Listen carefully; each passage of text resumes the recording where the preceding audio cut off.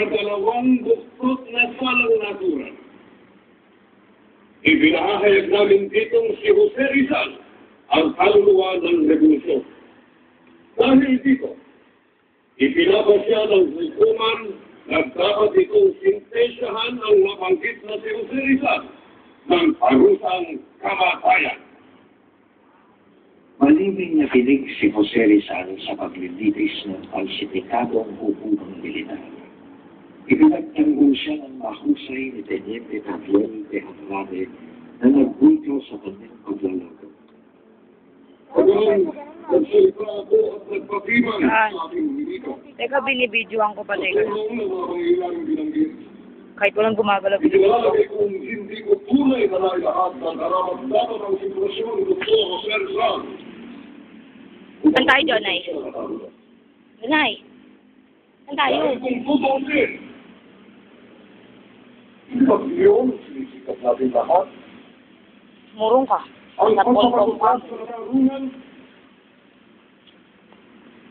Ate, ay upang isamo ng pinsan. may nagpipiltrip ata eh. Filtrip ba yan? Nagkaya ang sinawagay. Dito nagpunta? Hemsap. Bigyan ng Hemsap nakalagay eh, no? pagkakataong Oo nga. mamusak para sa sarili. Kita ba? Bago magbabarang hatol ang hukumang ito. Ay, Pinutulutang mangusap sa kagalang-galang na hukumang sabi ni Popo, ano daw yung mga kulay blue? Sino yung mga balot na kulay blue? Sabi ko, hindi ko alam, nakabalot pala eh. Tapos pag hawak ko, sabi niya baka sumasabog siya. Baka daw sumasabog sila ulo, tumatawag eh. Yamang nakatitiyak siya, buuna ang fisik. Ngayon lang sumama sa atin yan eh, si Popo. Sabi ko nga, ay mo lang nakasama grupo namin eh, no, yung grupo sa side natin. Kasi lagi lang nandun sabi ng side. Tara na. At pinag-iumpita. Mga kagalang-galang na ginawa.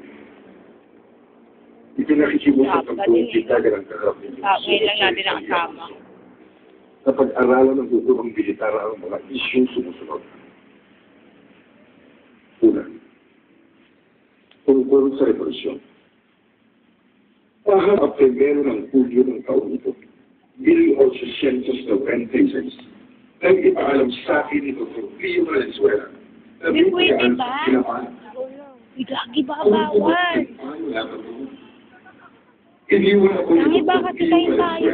Kim, ano ba bawal? Hindi ba bawal? Tinanong niyo na?